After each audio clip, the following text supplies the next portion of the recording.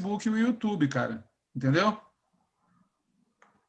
Tá bom. Você ouviu o que eu falei? Como assim? Não, tá dizendo, ó, você tá ao vivo no YouTube, apareceu aqui. Sim, mas eu tô falando, basta colocar o YouTube no Facebook. É isso. Para página O 13. link, né? É. Tá bom. Vamos ver o que vai acontecer, né?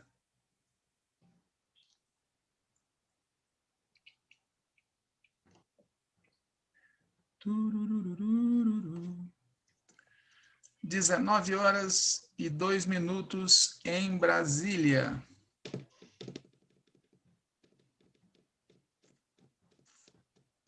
Razões que extrapolam a nossa vontade, fomos obrigados a atrasar o início da transmissão do programa Antivírus, devido à interferência de forças ocultas que querem nos impedir de transmitir. Saia do meu caminho. Eu preciso andar sozinho. Deixem que eu decida a minha vida.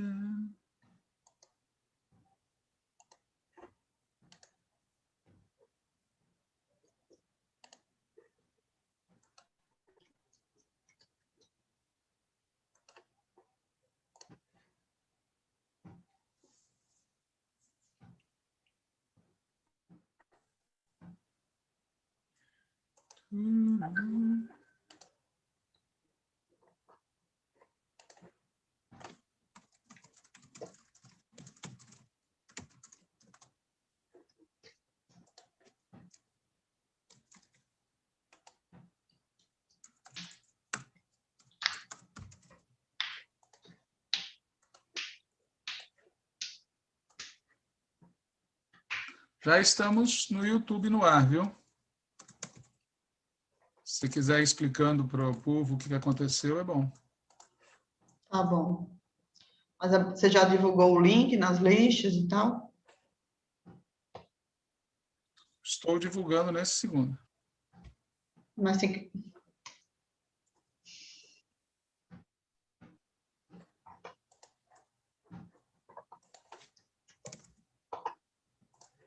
Vou colocar uma legenda explicando. Eu vou enviar aqui com uma legenda.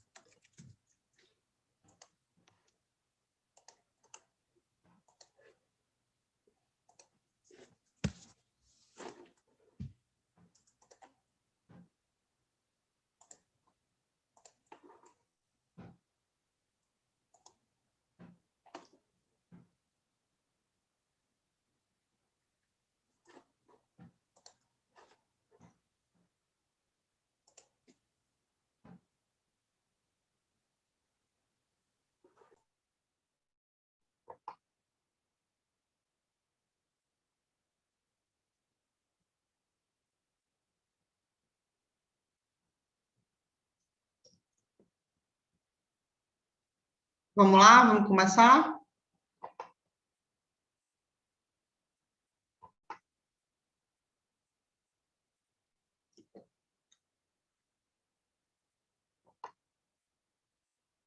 Walter, coloca Gallery View.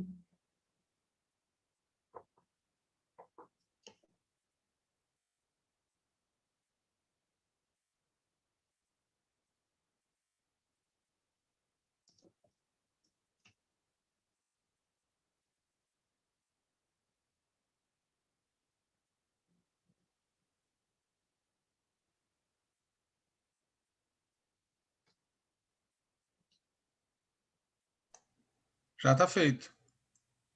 Só um minutinho aqui, deixa eu ver como é que vai ficar. Pronto. Vamos lá, começar. Bom, pessoal, boa noite. A gente teve um pequeno probleminha técnico no programa de hoje, né? A gente tentou começar a transmissão pelo Facebook, como a gente sempre faz pelo Facebook do Página 13, mas alguma coisa aconteceu que o Facebook não deixou a gente colocar o programa no ar. Então, como foi já agora, na véspera do horário que a gente combina de entrar no ar, então a gente resolveu colocar no YouTube para não descumprir o horário e não deixar de ter o programa, mas enfim, por isso que a gente está nessa dinâmica aqui diferente do que a gente sempre faz, que é pelo Facebook, né? Então, boa noite, explicando aí esse contratempo. Esse é mais um programa antivírus, né? Nosso programa semanal sobre conjuntura da tendência petista da articulação de esquerda, que é feito por mim e por Walter. E hoje a gente vai falar sobre o tema as armas de Bolsonaro, a bateção de cabeça na direita e as duas táticas da esquerda, né? Vamos começar pela questão das armas.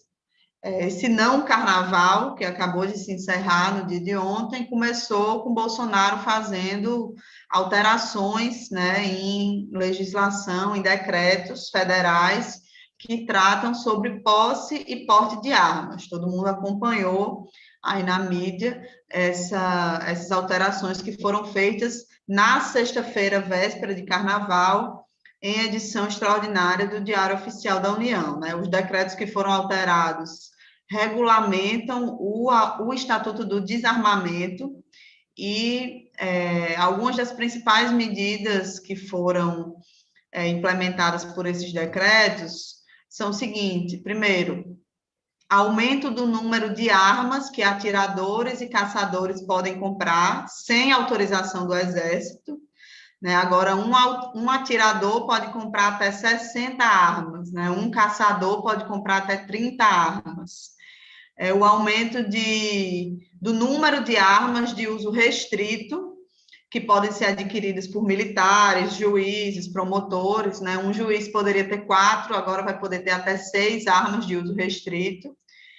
O aumento na quantidade de munições que podem ser compradas também, né? Agora se pode comprar até 2.000 munições para armas de uso restrito e até 5.000 balas para armas de uso permitido, né? Além disso, houve a ampliação das possibilidades de porte de armas, houve também a retirada da necessidade do registro de certos tipos de armas pelo Exército, né? Por exemplo, mira telescópica pode ser comprada com mais facilidade agora, né? O que faz aí a felicidade dos aspirantes a snipers. Então, eu acho que as medidas, né, que eu descrevi aqui como as principais medidas desses decretos de Bolsonaro falam por si, né? Na prática, vai ter menos controle, menos fiscalização e mais armas e mais munições em circulação, né? Esse é o resumo do que foi promulgado aí na sexta-feira antes do Carnaval. E aí os setores da sociedade que são beneficiados, né, pela situação são basicamente os setores sociais médios e ricos, né, porque é preciso muito dinheiro para exercer esses direitos prometidos por Bolsonaro na campanha e agora garantidos pelos decretos, né? Segundo eles dizem, direitos a ter arma, né? A ser colecionador, a ser atirador esportivo, né? Por exemplo, uma pistola Glock custa em torno de R$8.000, né? Um fuzil de assalto fabricado na Imbel pode custar até R$13.000. Obviamente, nesses setores sociais, né, nos setores médios e ricos, que o bolsonarismo recruta os principais integrantes das suas milícias privadas, né, policiais, pessoas que frequentam clubes de tiros, né, o paramilitarismo. Então, é gente que tem grana, né, gente que tem autorização legal para adquirir armas e munições, né, e que acredita que pessoas de bem precisam se armar para limpar o país das pessoas de mal, né? Então, é disso que se trata, em termos de efeitos práticos, a promulgação desses decretos que foram feitos aí na sexta-feira de carnaval. E aí, quando a oposição ainda está ali patinando, né, sobre o que fazer em relação aos decretos, né, propondo medidas legislativas para tentar assustar, muito difíceis de serem emplacadas, né, como a gente sabe, ou propondo medidas para que o STF anule as alterações nos decretos, e aí o encerramento do carnaval vem, agora na quarta-feira de cinzas, né, com uma nova polêmica, envolvendo o que a gente pode chamar, digamos assim, de uma outra arma do governo Bolsonaro, né, os seus correligionários de extrema-direita. Estou falando do caso específico da decretação da prisão do deputado federal Daniel Silveira, né? Aquele deputado federal eleito pelo Rio de Janeiro, que quebrou a placa de Marielle, né? E que é um dos mais ferrenhos defensores do AI-5, da intervenção militar, do fechamento do STF e coisas afins, tipo essas aí, né? O deputado federal foi preso, né, por decisão monocrática do ministro do Supremo, Alexandre de Moraes, decisão que depois foi respaldada pela unanimidade dos outros 11 integrantes do STF, e essa prisão foi, como muita gente deve ter acompanhado, majoritariamente comemorada e apoiada pela esquerda, né? Afinal de contas, se trata de um fascista, de um golpista explícito, né, que não deixa nenhuma dúvida sobre como ele quer ver a esquerda no Brasil e no mundo, morta e acabada, né? Isso é o que ele quer. Mas também teve, né, majoritariamente foi uma prisão comemorada, mas também teve na esquerda quem polemizasse, né, quem levantasse questionamentos sobre a situação, argumentando principalmente que a prisão poderia ser um abuso, né, ou um precedente perigoso, porque cercearia o direito de opinião em geral, atropelaria a imunidade parlamentar, além do argumento de que esse precedente poderia ser utilizado contra a esquerda, né? Por exemplo, o exemplo que eu li de alguém que questionou isso num caso de pronunciamentos de deputados de esquerda com um conteúdo revolucionário, né? Eu, particularmente, não acho razoável, né, fazer esse tipo de debate dessa situação da prisão do deputado Daniel Silveira no campo do garantismo penal ou da preservação da imunidade parlamentar. Primeiro, porque o cara cometeu vários crimes. Faz tempo que ele vem cometendo crimes, né? Isso é um fato, não é uma opinião, né? E se a gente vai relativizar os ataques que ele faz contra a ordem democrática liberal burguesa, que é disso que se trata, se a gente vai relativizar, então, por essa mesma lógica, a gente deveria também relativizar todos os outros ataques contra essa mesma ordem democrática liberal burguesa. Por exemplo, os ataques que o próprio Bolsonaro faz cotidianamente, né? Então, se a gente for seguir por esse caminho, né, de dizer que algumas afirmações, como as feitas pelo deputado Daniel Silveira, são liberdade de expressão, então a gente deveria, inclusive, retirar alguns dos pedidos de impeachment que a gente deu entrada, né? Porque, afinal, se trataria de liberdade de expressão. Sem falar que, convenhamos, né? Como disse um amigo meu, né, a revolução não está ali na esquina, e também, como disse outro amigo meu, não virá por meio de um pronunciamento de deputado na tribuna da Câmara ou num vídeo postado no YouTube, né? Aliás, essa ideia de que punir um fascista pode criar precedente para punir um revolucionário, na minha opinião, não faz o menor sentido.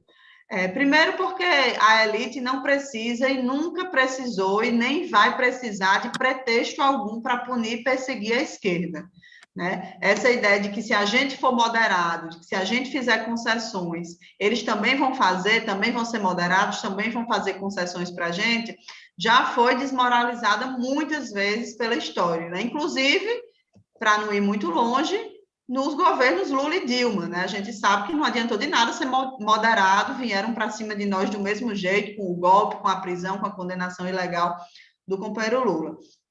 Segundo, porque eu acho que a extrema-direita não está fazendo apenas bravata, quando fala o que fala, né? Diferente de muita gente de esquerda, que faz bravata nas redes sociais, que acha excitante a possibilidade de fazer um discurso revolucionário na tribuna da Câmara, a extrema-direita não está fazendo bravata. Então, em não se tratando de bravata, eu acho que a gente tem que enfrentar com dureza, né, esse tipo de atitude lá do deputado Daniel Silveira. Então, no fundo, esse argumento de que quem é contra a prisão de Daniel, porque isso poderia ser utilizado como pretexto contra a esquerda, né? Eu acho que esse argumento, utilizar esse argumento de ser contra essa prisão por esse motivo, tem como efeito prático, na minha opinião, apenas apresentar o bolsonarismo e a esquerda como se fossem ambos extremos legítimos, né? Eu não acho que seja,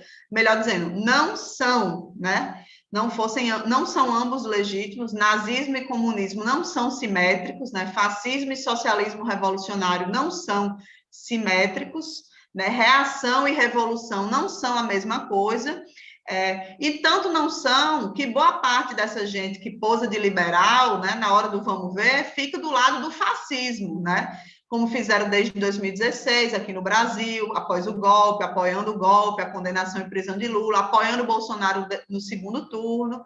Então, esse argumento, segundo o qual a gente não pode ser a favor da prisão do deputado Daniel Silveira, porque criaria pretextos que podem ser usados contra nós, inclusive me lembra certos argumentos que a gente ouviu, né, em 2019, início de 2020, sobre defender fora Bolsonaro, sobre defender impeachment, né? Muita gente naquele momento dizia que não podia, porque seria nos igualar ao que a direita fez com Dilma, né? A gente seria golpista.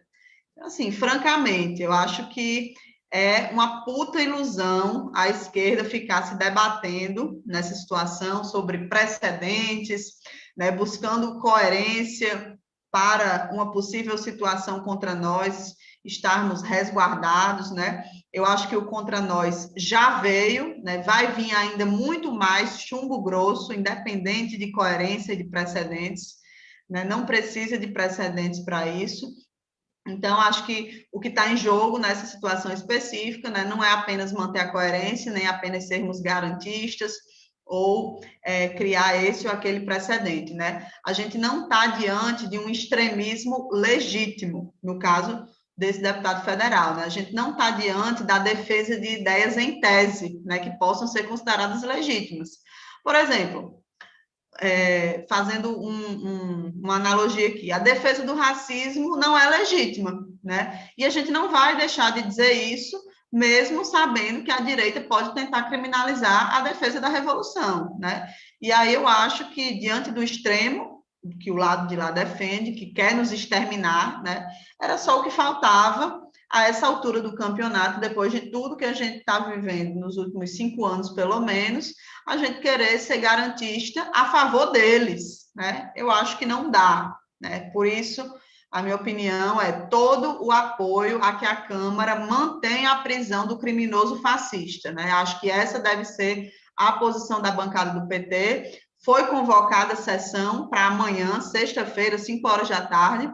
O assunto deve ser resolvido, né, a votação sobre a prisão, a manutenção da prisão do deputado, e eu acho que a posição da bancada do PT deve ser pela manutenção, né? E também, além disso, todo apoio para que o Conselho de Ética determine a perda do mandato, né? Eu acho que se a gente quer travar batalhas relevantes no terreno institucional, a gente não pode ter medo de fazer duros enfrentamentos em situações limite como essa que está posta diante do parlamento e da bancada petista na Câmara, né?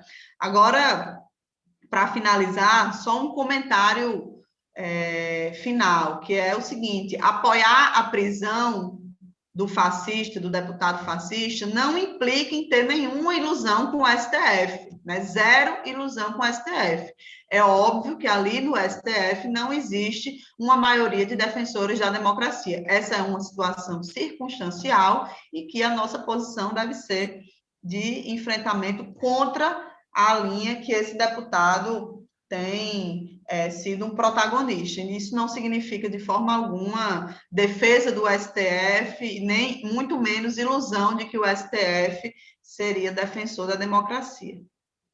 É isso. Ok. Bom, boa noite, Natália. Boa noite a quem está nos acompanhando aqui a mais essa edição do Antivírus.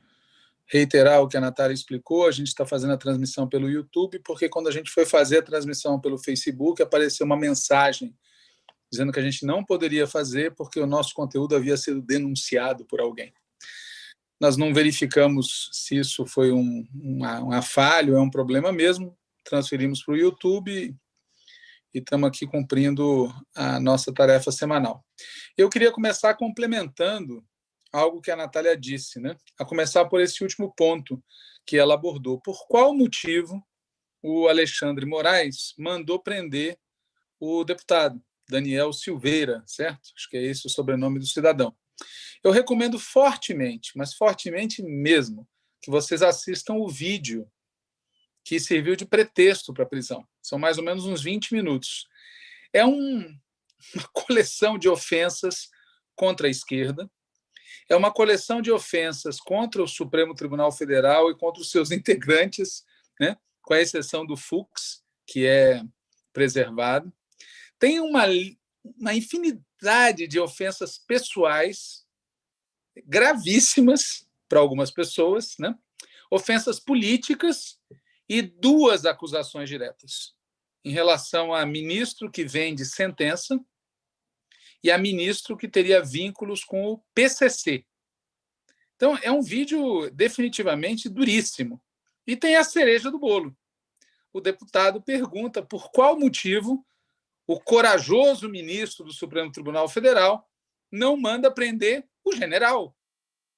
E cá entre nós, essa pergunta deve ser feita mesmo. Porque, claro, esse cidadão é um fascista. Na Câmara tem vários. Agora, na cúpula das Forças Armadas também tem, com uma diferença. O Vilas Boas é réu confesso. Réu confesso. Tem que prender. Bom, seja como for, o vídeo gravado pelo deputado tem jeito de provocação armada. Tem muita coisa acontecendo que a gente não sabe ao certo, mas uma coisa é certa, como disse a Natália, 0 de confiança no Supremo Tribunal Federal, 0. O que move eles, a começar pelo Alexandre Moraes, não é a justiça, não é a democracia, não é a Constituição. Se fosse, o golpe poderia ter sido barrado com a ajuda deles várias vezes desde 2016. Portanto, se o Supremo Tribunal Federal achou por bem pesar a mão neste momento com este deputado, é porque isso faz parte de uma queda de braço entre eles. Outra questão sobre a qual eu gostaria de falar é sobre o tema: deputado pode ser preso? Sim, a Constituição diz que sim, desde que em flagrante de crime inafiançável, e a Câmara dos Deputados tem que resolver sobre a prisão por maioria em 24 horas. Está na Constituição Federal de 1988, artigo 53, parágrafo 2º, né? Esse artigo determina que deputados e senadores são invioláveis, civil e penalmente, por quaisquer de suas opiniões, palavras e votos. Mas também estabelece, né, o texto da Constituição também estabelece, que eles não podem ser presos, mas salvo em flagrante de crime inafiançável. E diz assim: nesse caso, os autos serão remetidos dentro de 24 horas à casa respectiva, para que, pelo voto da maioria de seus membros, resolva sobre a prisão. Isso é o que está na Constituição. E o que é inafiançável? Os crimes considerados hediondos, crime de racismo, tortura, tráfico de drogas, terrorismo, participação em grupos armados contra a ordem constitucional, contra o Estado democrático. O Alexandre Moraes citou na decisão dele 5 artigos da famigerada Lei da Segurança Nacional para justificar a prisão, assim como citou os artigos 5, 34 e 60 da Constituição, que falam de propagação de ideias contrárias à ordem constitucional, ao Estado democrático, à separação de poderes. Claro que a gente tem que ficar preocupadérrimo com essa referência à Lei de Segurança Nacional, né? Especialmente quem defende que o Brasil precisa de uma revolução. A gente tem que ficar preocupado, porque a Lei de Segurança Nacional ela precisa ser revogada. Ela foi concebida e está escrita para ser um instrumento contra a esquerda e contra o povo. Não contra a extrema-direita, não contra o neofascismo, não contra as elites. Mas, voltando ao ponto, é a Constituição que diz que pode ter prisão de parlamentar. cabendo verificar se a imunidade parlamentar se aplica ao caso e se o parlamentar em questão cometeu tal crime inafiançável. Eu quero lembrar que não faz muito tempo o senador Delcídio Amaral, que na época era do PT, foi preso e depois foi cassado com base numa gravação. E confiram, tem gente que hoje critica a prisão do Daniel e ontem defendeu a prisão do Delcídio. Porque supostamente deve achar que aquilo que o Delcídio falou numa gravação seria crime continuado, flagrante, inafiançável, que seja isso que o fascista falou, não é, né? Bom, há opiniões diversas entre os especialistas, mas mesmo os favoráveis à prisão reconhecem que a decisão da prisão é aquela decisão no limite da lei, né? No limite da lei. Por exemplo, tem muita gente que diz que não se aplica flagrante a essas declarações do vídeo. Pode ser. E como já foi dito, pode ser também que as motivações reais do Supremo tenham sido outras. Agora, convenhamos, se a prisão não tivesse ocorrido, não aconteceria nada, absolutamente nada. Toda a esquerda ia pedir a cassação do sujeito e nada ia rolar. Aliás, a imprensa tem dito que esse deputado é um especialista em se livrar de pedidos de prisão. Então, vamos combinar? Aqueles que falam não deveria ter sido preso, é a Câmara que deveria... Ok, mas isso é igual a não acontecer nada. Aliás, eu pergunto, a Comissão de Ética e esses deputados que estão envolvidos em crimes vão votar a favor da cassação dele? Vão encaminhar? Vão apoiar a prisão? Vamos acreditar nisso? Segunda questão que eu queria destacar é que não é esse episódio isolado. Desde 2016, a gente está no limite da lei, tanto na briga da direita contra a esquerda, quanto na briga da direita contra a direita, o judiciário passou a ser utilizado como instrumento de guerra. Sem falar que, desde sempre, para grande parte do povo, o chamado garantismo é para inglês ver. Quanta gente está no presídio, por exemplo, cumprindo pena que não transitou em julgado? Por outro lado, vem a questão, estaria certo invocar a Lei de Segurança Nacional? Claro que, na nossa opinião, não está certo, não. Claro que a Lei de Segurança Nacional precisa ser revogada e precisa ser substituída por uma lei de defesa da democracia. Mas, atenção, o fato dessa lei ser uma bosta é um problema de quem a invoca, o Alexandre Moraes, e de quem a defende. Por ironia, o mesmo Daniel Silveira, né? Porque quem defende a ditadura defende a Lei de Segurança Nacional, em nome da qual ele foi preso. Mas isso é um problema nosso? Nós que fomos vítimas do Daniel e do Alexandre e da Lei de Segurança Nacional, agora a gente tem que entrar na briga entre eles e pedir que eles se comportem bem? Veja que não faz o menor sentido. É de um republicanismo tão bobinho, né? Gente, olha, vocês estão brigando entre vocês, agora vocês se comportem, porque vai invocar a Lei de Segurança entre vocês. Deveríamos, eu pergunto, por causa da Lei de Segurança Nacional ser contra a prisão? Na boa, vamos ser práticos. A Câmara vai votar. Se a Câmara decidir que ele deve ser solto, vai ser uma vitória da extrema-direita. Não vai ser uma vitória da Constituição, não vai ser uma vitória da Justiça, não vai ser uma vitória do republicanismo, vai ser uma vitória da extrema-direita, que vai receber esse cara como herói dando tiro para o alto com algumas das armas que foram citadas aqui. Então, isso posto, vamos ao ponto das armas de fogo, por sinal, né?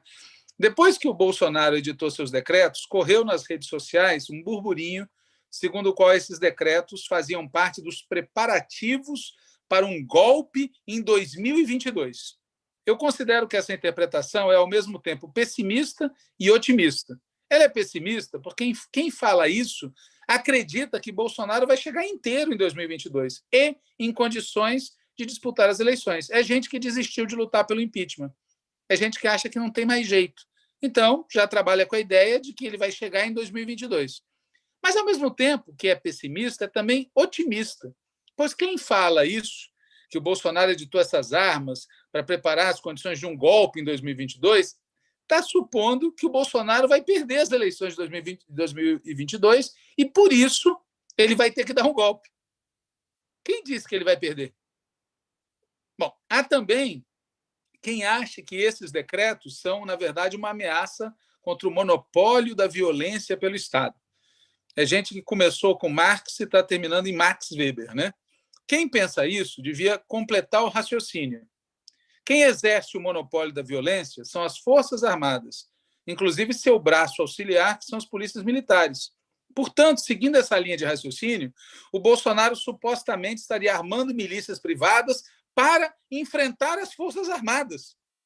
E é óbvio, o passo seguinte é pedir que as Forças Armadas cumpram seu dever, que garantam o monopólio da violência, etc. Eu quero dizer que eu ouvi este raciocínio ser desenvolvido por um ex-ministro da Justiça e ex-governador de Estado num programa há 2 dias atrás. Então, não estou aqui especulando. Quem pensa desse jeito não quer ver, na minha opinião, 2 coisas óbvias. Primeiro, não é de agora que tem armamento pessoal circulando nas ruas em grande quantidade. Esse armamento não visa enfrentar as Forças Armadas. Aliás, essas pessoas sabem muito bem que armas sem treinamento e sem capacidade operacional tática não servem para nada. Quero lembrar, aliás, que em 2005, mais de 60% dos eleitores votaram a favor da liberação da compra de armas. Ponto 2. Hoje, as Forças Armadas estão com Bolsonaro, não contra ele. Elas podem, no futuro, se virar contra Bolsonaro? Claro que podem. Mas a filosofia que tomou conta dos quartéis é a mesma que inspira o Bolsonaro. Aliás, uma prova disso está no famoso general Vilas Boas. Um dos acontecimentos desses dias foi a repercussão de um livro de entrevista com o general Vilas Boas, ex-comandante do Exército, em que ele confessa as ilegalidades que cometeu para evitar a continuidade do PT no governo. Ilegalidades nas quais ele confessa contou com o apoio ativo e passivo, mais ativo que passivo, da cúpula das Forças Armadas. O livro chama General Vilas Boas, Conversa com o Comandante. É da FGV Editora. No livro, o general confessa o crime. Ele diz que no dia 2 de abril de 2018 ele discutiu com a cúpula do Exército a ideia de soltar um tweet criticando e ameaçando o Supremo Tribunal Federal, que em 2 dias ia julgar um pedido para evitar a prisão do Lula, que estava condenado em segunda instância naquele caso ridículo lá do triplex do Guarujá. Para quem não lembra, o Vilas Boas soltou 2 mensagens, abre aspas, nessa situação que vive o Brasil, resta perguntar às instituições e ao povo quem realmente está pensando no bem do país e das gerações futuras e quem está preocupado apenas com interesses pessoais. Fecha aspas. E a segunda foi, abre aspas, asseguro à nação que o Exército Brasileiro julga compartilhar o anseio de todos os cidadãos de bem, de repúdio à impunidade e de respeito à Constituição, à paz social e à democracia, bem como se mantém atento às suas missões institucionais. Fecha aspas. O inacreditável dessa história é que ele conta que a cúpula das Forças Armadas passou um dia debatendo esse texto. Se fosse no jornal, estava tudo demitido por incompetência absoluta. Mas vamos lá. O que aconteceu? A maior parte do Supremo Tribunal Federal se dobrou, entendeu o recado e se abaixou. Entre os que se dobraram, tem o famoso ministro Fachin. 3 anos depois, sai esse livro e o Fachin agora entendeu. Ele não tinha entendido, ele agora entendeu. Veio com legenda no livro. E ele diz que era intolerável, agora, a tentativa por parte dos militares de tentar pressionar a corte em 2018. Aí, o mesmo general Vilas Boas reagiu a esse comentário do Fachin agora e disse simplesmente assim, 3 anos depois, fecha aspas. Aí, bom, o Gilmar Mendes reagiu no tweet, porque virou uma... reagiu dizendo a harmonia institucional e o respeito à separação dos poderes são valores fundamentais da nossa República. Esse foi o cara que impediu a posse do Lula como ministro. A harmonia institucional e o respeito à separação dos poderes. Vamos lembrar, não vamos esquecer quem é esta gente que posa de democrata. Fala de se respeita a separação dos poderes. Foi ele que impediu a posse do Lula naquele episódio que todo mundo lembra. E ele continua. Ao deboche daqueles que deveriam dar o exemplo, responda-se com firmeza e senso histórico. Ditadura nunca mais. Deboche mesmo, cá entre nós, foi o Supremo Tribunal Federal ter feito o que fez em 2018. Não com o apoio do Gilmar, é verdade, mas o Supremo fez. Aliás, se Fachin descobriu que Vilas Boas cometeu um crime, que tal mandar prender o criminoso? Ou será que prescreveu? Em resumo, A gente começou a falar do decreto das armas, de armas de posse individual, mas vamos lembrar que, nesse momento, as principais armas do cavernícola são a Marinha, a Aeronáutica e, principalmente, o Exército. As 3 armas. Essas são as principais armas, né? Portanto, quem acha que nosso problema são as milícias privadas e que nossa solução é chamar à razão as Forças Armadas, eu recomendo olhar ao redor e ver as coisas como elas são. A maioria das Forças Armadas está com os caras institucionalmente. E, por outro lado, quem acha que nosso problema são as milícias privadas e que nossa solução é a autodefesa, devia parar de fazer bravata e pensar. O nosso problema é muito, mas muito maior. E nosso problema só vai ter solução se a classe trabalhadora entrar em movimento, se a esquerda recuperar a maioria na classe trabalhadora, e se a gente lembrar que a luta pelo poder vai muito além do parlamento, dos governos e das eleições. E tem motivo de sobra para o povo se movimentar. Tem o tema da vacinação, o desemprego, a inflação, o fim do auxílio emergencial, etc, etc. Aliás, a popularidade do Bolsonaro, embora siga alta, levando em consideração o estrago que ele causa, já não é tão alta quanto já foi. Existe espaço para lutar pelo impeachment. É um erro dizer, não vamos lutar porque não vai dar. O país está numa crise brutal. Como é que não vai dar? Por esse raciocínio de que não tem tempo, logo, logo a gente vai descobrir que a direita vai usar esse raciocínio para outras coisas. O tempo é político, o tempo é da correlação de forças, o tempo é da necessidade. Este governo já matou mais de 200 mil pessoas e matará outras tantas. Então, é uma obrigação lutar pelo impeachment, é uma obrigação pressionar o Congresso e tentar virar a correlação de forças, não esperar, não se dobrar a fatalidade, porque se dobrar a fatalidade pode significar criar o terreno para o cidadão chegar vivo em 2022 e ganhar. Né?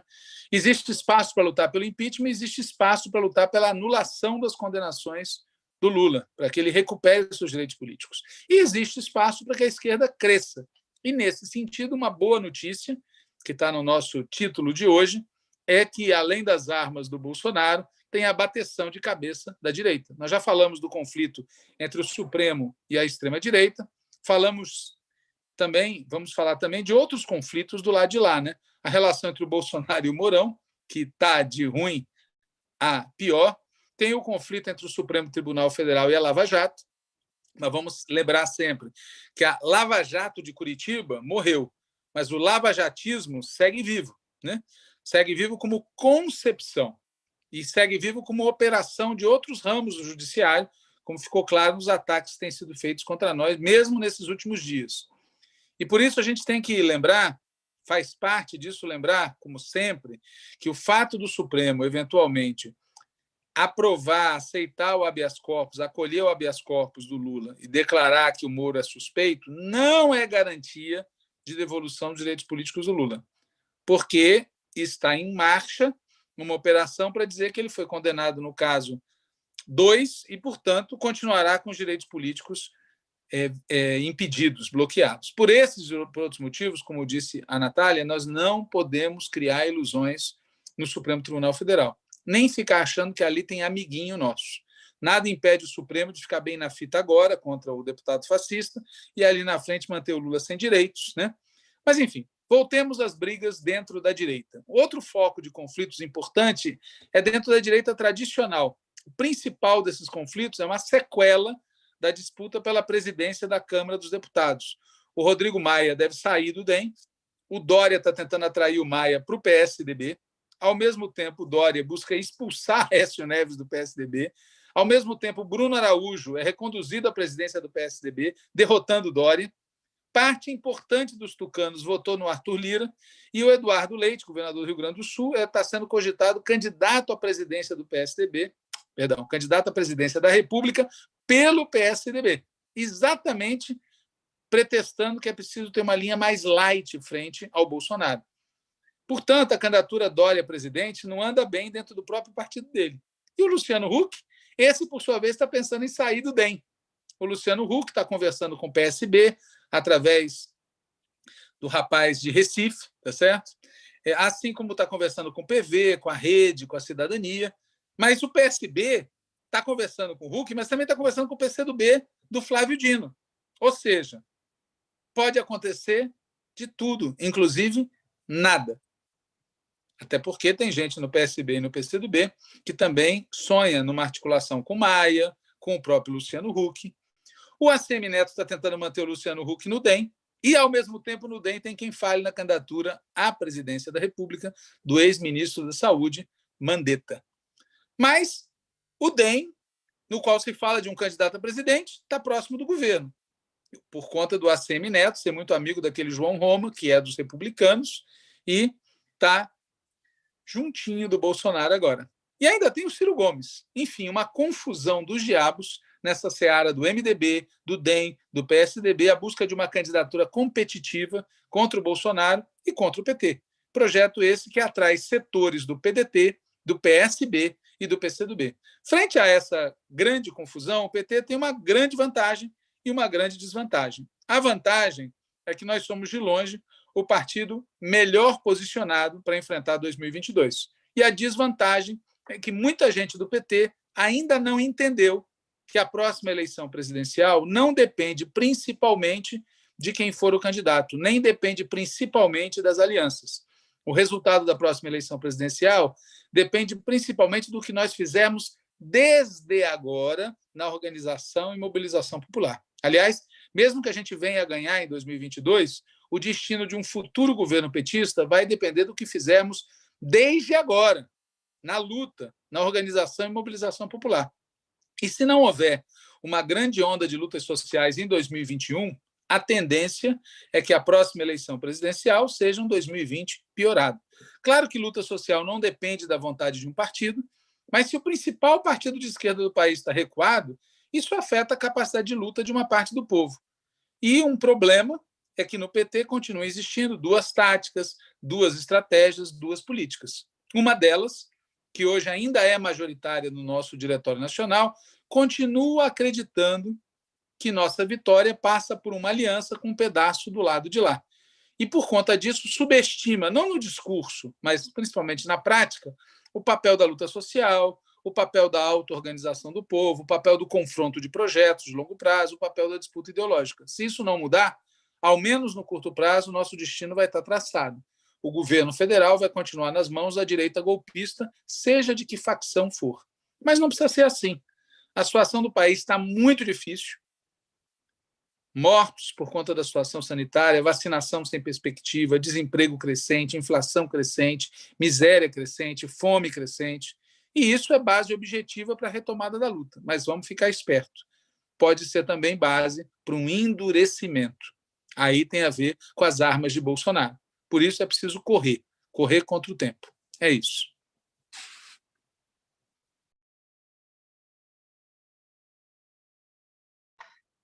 É isso, gente. Obrigada, Walter. Tivemos hoje aí quase 100 pessoas acompanhando no YouTube, então, apesar do nosso problema técnico de não ter conseguido transmitir onde a gente sempre tem feito, que é o Facebook, acho que a gente conseguiu um alcance aí razoável na média do que a gente tem feito no Facebook. Acho que cumprimos a tarefa de hoje, falando aí sobre as armas de Bolsonaro, os conflitos na direita e o papel da esquerda nesse cenário. Com isso, a gente encerra o programa Antivírus.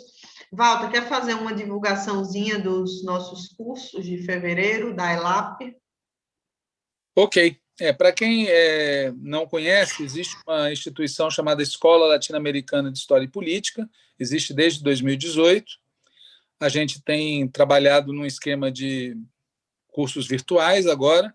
É uma escola bem ampla, tem professores que são do PSOL, professores que são do PCO, professores que são do PCdoB, professores que são do PT, da Consulta Popular, de outras organizações políticas e sociais.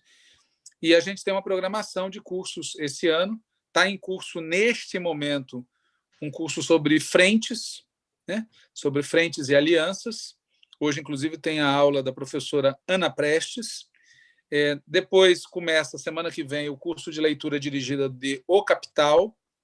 E já em março, a gente tem um curso sobre vida e obra do Mao Tse-tung, do Xu Enlai, do Deng Xiaoping. É um curso introdutório à China. Está prevista a última aula da professora Dilma Rousseff, sobre os destinos futuros da China. Depois tem um curso sobre os 100 anos da nova política econômica. Enfim, é uma programação bastante intensa. Vocês podem ir no site da ELAP, vale a pena. E a gente tem feito um esforço muito grande aí para oferecer formação política. Essa é a ideia. É isso. Boa noite, pessoal. Até a próxima.